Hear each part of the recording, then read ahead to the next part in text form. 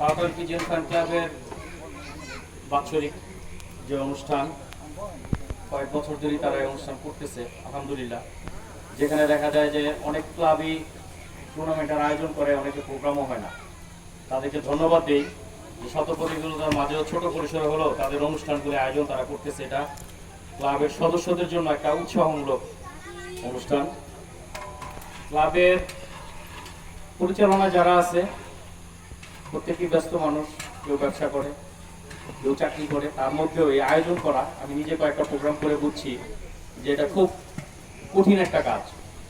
তারপরে অনেক আলোচনা সমালোচনা, সামাজিক চাপ, অনেক কিছু থাকে। সবকিছুর পরও বলবো যে ক্লাবের প্রত্যেকটা সদস্যর সাথে প্রত্যেকের যাতে সুসম্পর্ক গড়ে ওঠে এই অনুষ্ঠানের মাধ্যমে এবং এই টুর্নামেন্টের মাধ্যমে। কোনো দ্বন্দ্ব বিরোধ, নিজেদের মধ্যে গ্রুপিং, এই জিনিসগুলো না বাড়ে এবং সহযোগিতামূলক সুসম্পর্ক থাকে। যে যেটা বুঝে সিনিয়ররা তারা যাতে আগায় আসে। আমার অনুরোধ থাকবে যে নতুন যারা এখানে পার্টিসিপেন্ট থাকে তাদের কার কোনটা সমস্যা, কে পেয়ারিং বুঝে না, কে খাবারের ভাঁজ বুঝে না, কে উড়ানোর সিস্টেম বুঝে না, পাল্লার সিস্টেম বুঝে না, এই জিনিসগুলো যে যে সাইডটা বুঝে সে যাতে আগায় আসে নিজ থেকে। অনেক সময় ছোটরা জিজ্ঞেস করতে সাহস পায় না, অনেক সময় অনেক সিনিয়র আছে তারও বোঝায় ঝামেলা থাকে। ইচ্ছা করে আমি অনেক সময় অনেকের সাথে এরকম আলোচনা করি যে ভাই এটা এটা এটা এমনি করতেছি, সে প্রশ্ন করতে পারতেছে না, আমাকে লজ্জায় যে আমি সিনিয়র মানুষ কিভাবে জিজ্ঞেস করি, ওরা কি মনে করবে। নিজেরা একটা মাঝে মধ্যে চায়ের আড্ডা করলে 15 দিন 1 মাস সবার মধ্যে একটা সৌহার্দ্যপূর্ণ সম্পর্ক তৈরি হবে।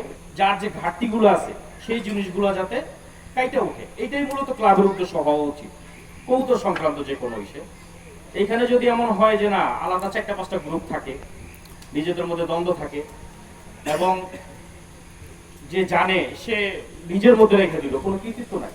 আজ আমরা আসি এখানে যে অনুষ্ঠানে আসি, আগামী অনুষ্ঠানে কয়জন উপস্থিত থাকতে পারবো বা জীবিত থাকবো তার কোনো গ্যারান্টি নাই। কিন্তু আমার আপনার যে কাজ এবং কথা, এইটার একটা স্থায়িত্ব আছে, এটা থাকবে আজীবন। যে অমুকে এই জিনিসটা বলছিল, অমুকে এইটা বলতো, অমুকে জিজ্ঞেস করলে এরকম ভালো আচরণ করতো, বিরক্ত হইতো না, উপকার করতো, এই জিনিসগুলা। এবং এই কবুতর সেক্টর সম্পর্কে অনেকেরই ধারণা নাই। বাসা বাড়িতে এখনো বা মহল্লা দেখা যায় বলে যে এই পড়াটা শেষ হয়ে গেছে, কবুতর পাইলা। কিন্তু কবুতর পালকদের যে সেক্টর, এটা যে কি ডেভেলপ হয়েছে, এই ধরনের প্রোগ্রাম বা কবুতর আমরা যারা পালি তারা অনেক সাংস্কৃতিক এবং চ্যারিটি প্রোগ্রামের সাথে জড়িত, এটা অনেকেরই জানা নাই।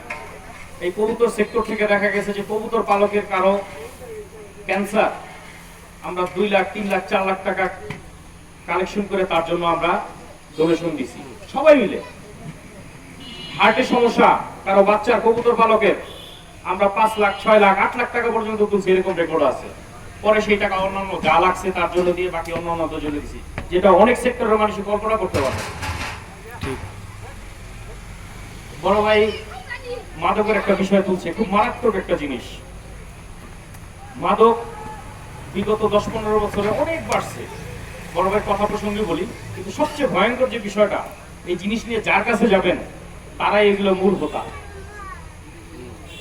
মাদক বিরোধী যে অনুষ্ঠান করবে সেখানে যে প্রধান অতিথি থাকে সেই থাকে মাদকের গডফাদার। আপনি মিডিয়া বলেন যে কোনো প্রত্যেকটা বড় বড় মানুষ এগুলোর সাথে জড়িত। আপনি ভালো মনে করে একজনের যে জানাইতে গেছেন, পরামর্শ দিল অমুককে জানাও, কাজ হয়ে যাবে। আপনি পরের দিন 5টা পেন্ডিং মামলার আসামি। পত্রিকায় আপনি রিকভারি সহ আপনার ছবি, গাজার পোটলা সহ আসিফ গ্রেফতার। কিন্তু আসিফ কিছুই জানে না, আসিফ কি চাইছিল এলাকায় মাদকটা না থাকে। খুব কঠিন কাজ। কবুতরের ক্ষেত্রে অনেকের একটা কথা থাকে যে এটা নেশার মতো না। নেশা কোনটা? যেটা নেশা আপনাকে কন্ট্রোল করবে। মাঝে মধ্যে দেখবেন ড্রেনে পড়ে রয়েছে কেউ ক্যাঙ্গায়া, জামা কাপড় খুলে ফেলাইতেছে, মহলা মাথায় তুলে ফেলতেছে, ওইটা নেশা, যেটা আপনাকে নিয়ন্ত্রণ করবে। আর আপনি যেটা নিয়ন্ত্রণ করবেন, যেটা আপনার নিয়ন্ত্রণে থাকবে, ওইটা শখ। কবুতর আমি পালা শুরু করছি 88-তে, আমি তখন পড়ে উঠছি। আল্লাহর মেহেরবানিতে আপনাদের উৎসাহ দেওয়ার জন্য বলি, নিজের জন্য না, যে আমি মেট্রিক, ইন্টারমিডিয়েট, অনার্স, মাস্টার্স আলহামদুলিল্লাহ সব কমপ্লিট করছি। গার্মেন্টস লাইনে মার্চেন্ডাইজিংয়ে চাকরি করি, খুব ব্যস্ততার চাকরি। তারপরে পাশাপাশি কবুতরটা পালি।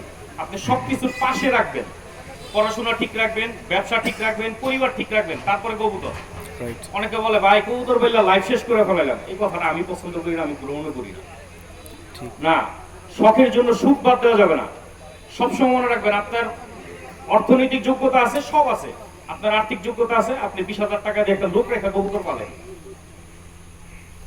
টাকা নাই, আপনার বন্ধু বান্ধব ফোন করবে না, আপনার আত্মীয় স্বজন পরিচয় দিবে না, কঠিন জগৎ।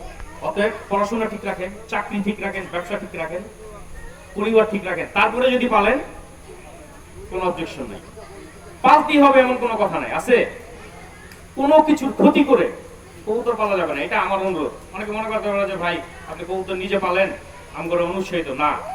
আমি সঠিক রাস্তাটা দেখাই দিচ্ছি। কবুতর আমিও যদি মনে করি যে না আমার কোনো কিছুতে সমস্যা হচ্ছে, আমি ছেড়ে দিব, পারবো না, বাট পারতেছি, এত বছর ছাড়ি নাই, কিন্তু সবকিছুর পাশে রেখে পারতেছি রেখে পারতেছি। এবং আপনাদের অনুরোধ করবো কোনো কিছুর ক্ষতি না হয়, এইভাবে যদি পারেন পালেন, না হলে বিরতি দেন, 3 বছর 5 বছর পড়াশোনা শেষ করেন, ব্যবসায় উন্নতি করেন, চাকরিতে পজিশনে যান, তারপরে করেন। পালতেই হবে এমন না। আর ক্লাবের সবার প্রতি অনুরোধ থাকবে, সবাই সবার প্রতি সহযোগিতামূলক আচরণ থাকবে, নতুনদের প্রতি খেয়াল থাকবে, টুর্নামেন্ট ছাড়ার আগে মনোযোগ থাকবে, সবাইকে নিয়ে বসে মিটিং করে সর্বসম্মতি নিয়ে তারপরে টুর্নামেন্ট ছাড়া। আগে 65 কিলো 75 কিলো 100 কিলো দিয়ে দিলাম, অন্য ক্লাবের সাথে প্রতিযোগিতা না। আমার ক্লাবের মেম্বারদের কার কি যোগ্যতা, কার কি ক্যাপাসিটি, কার কবুতরের কি ক্যাপাসিটি, প্রয়োজনে নতুনদের জন্য 15 kilo 20 kilo 25 kilo intake tournament দেই, 5 পিস 10 পিসের দেই। তারপরে যারা সিনিয়র আছে, অল সাইড ঘুরেছে, তাদের জন্য বা লং রেঞ্জে যারা আছে এইভাবে দেই, সবাই যাতে অংশগ্রহণ করতে পারে, এটাই আমার বিশেষ অনুরোধ থাকবে। এবং সবার প্রতি দোয়া ও ভালোবাসা রইল। আসসালামু আলাইকুম।